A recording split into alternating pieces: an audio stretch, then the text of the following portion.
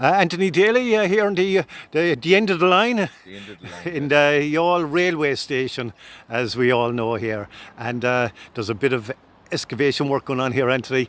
Right beside you here is the old turntable. I see. Can you? And you have just excavated it. It's remarkable to see it again. Yes, it's unbelievable. It has caused fierce interest here within the town from the local people that remember it and actually helped to turn it. Some of the older generation. It was filled in soon after the last trains were came to Youghal back in the late 80s. It was probably a health and safety issue because you had an open hole here, and it would be dangerous if guys got in and possible get seriously injured if you did fall in. Now, luckily, being environmentally encased for the last 40 years, the soil that was used and the stone and the sand material have actually preserved it. And the CIE historic engineers were down and they were amazed at the condition that it was in. So that's all a plus for its future restoration and make it a lot easier to restore. Anthony, it was a turntable. It's the end of the line, and right. what happened was the train or the locomotive went on that, and they manually turned it around. Can you point to it there Yeah. as well? By the way, and tell me what they used to do there What as well. happened was the passenger train would come from Cork direction. Yeah. It would unhook its carriages back at the station over here. Okay. And the driver would slowly come onto this section and would park up. He'd get out of the engine, come down, he'd put on that brake, he'd engage it, he'd come back and he'd put on this brake. He'd do a few checks on the train itself. Then, when everything was checked, they'd unbrake it again, and literally there was a handle which we discovered, the two handles for turning it around.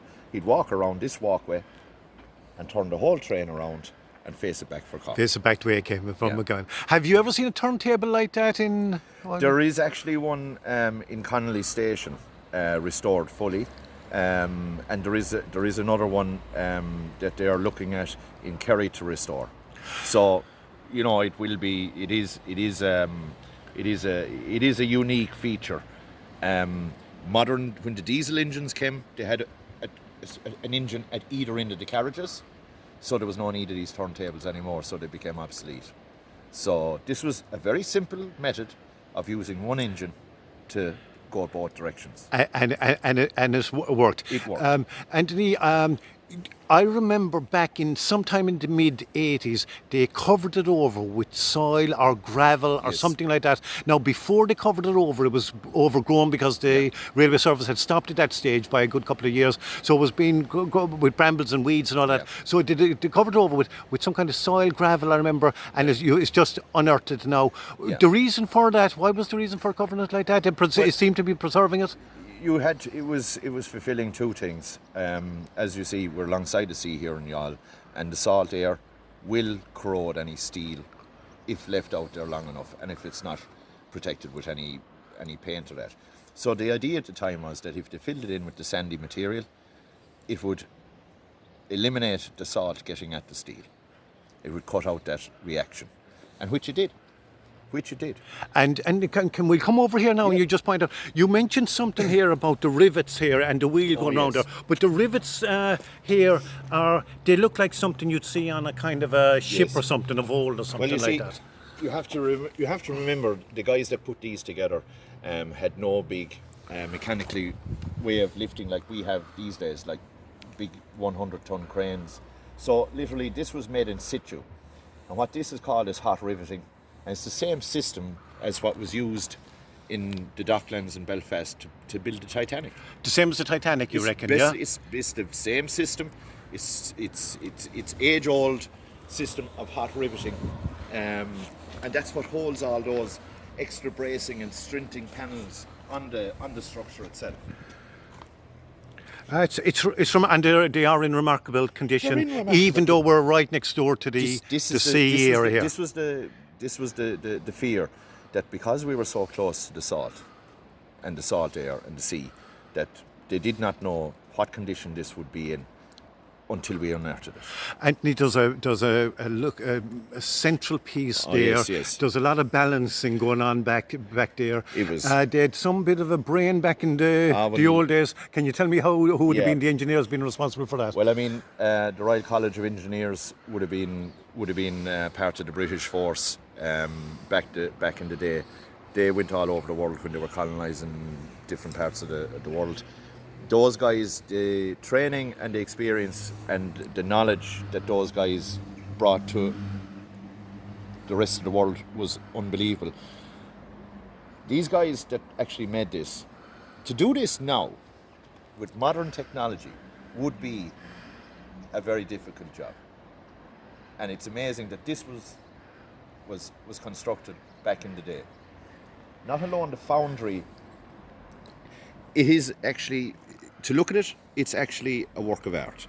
To actually make the cast, to make those foundry, the wheels, all these angles, all these centerpieces was just amazing. And to get it all down here to Youghal and put it together and to make it function was great work. There was back in the day the lads used to go mitching, fadging, skipping from school. There used to be B trucks back there then as That's well. right. Well, and some of the lads would hop on board to get the odd spin to Cork and back and all that kind of stuff. A couple of the older guys that called in, they said like the centre here was covered. You had the sleepers across, but in between the sleepers you also had these intermediate boards. So that was covered completely, and it meant that underneath that was a dry area. So there was a hatch here at this side. There was also a hatch at the far side, and that gave access to the centre pivot, which was needed for greasing and inspection. But I think that hatch was where the lads used to go if they were looking to get a day off to school. It's a fantastic piece of work, Anthony. You've done a great job. I was saying you're like a surgeon there with your mini digger. Yes. But what a job and cleaning you've done there. But there's more to be done. You're going to sandblast it? That's right. The next process is actually to sandblast it and get it back to some clean steel. That would mean any rust that's on it will be taken off, and then it will be ready for priming, and then it'll actually be coloured the same old. You see, the in-row there and have an old colour scheme. It's grey underneath. What you see on top then is black, and then the handrails that will be here will be coloured white. So you have grey and then you have black and white on top. Brilliant. Yeah. And is there plans for putting some kind of locomotive on? Do you think? They were very. I mean, when they came and they inspected it, they had no doubt that it would be structurally sound to hold hopefully a locomotive.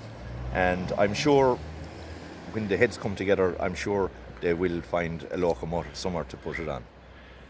It'll be a fantastic centrepiece, the end of the Greenway, the start of the Greenway.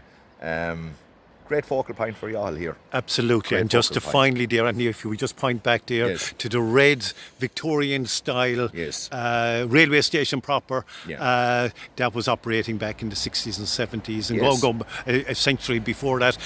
Any plans for that? Yes, another group of engineers have called. They were in, I think, around 2 weeks ago. They have surveyed it, they have measured it, they have photographed it. They're going back. They're doing up their reports, and until those reports come out, we'd hope that she would be not in too bad a condition to restore. Definitely the two smaller buildings at either side. I think one was a little workshop, and I think the far side in was the toilets. So the main building has subsided a bit in the middle over the large arches, but nowadays that's all possible to restore. Fantastic. And finally, Anthony, this is going to be a great feature here in town. Yes. It'll be great for the locals, the tourists, the railway enthusiasts, yes. the heritage people, and it'll be fantastic to see when it's finished. Any kind of timeline do you think it will be for that? We'd be hoping for the restoration for this turntable will be finished hopefully mid-August, end of August 2022.